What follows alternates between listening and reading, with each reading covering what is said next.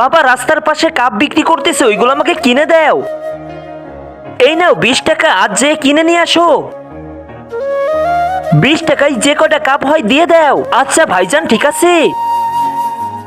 এই যে ভাই আপনার কাপ। বাবা আজকের আমি সব থেকে বেশি খুশি। কেন, কি হয়েছে? ও তো ভুল করে 20 টাকা রেখে 600 টাকা দিয়ে দিয়েছে। এটা তুমি কি বললে? বাবা তাড়াতাড়ি গাড়ি চালাও, না হলে টিয়ার পেয়ে যাবে। মনে হয় ভুল করে 600 টাকা ওই ভাইকে দিয়ে দিলাম।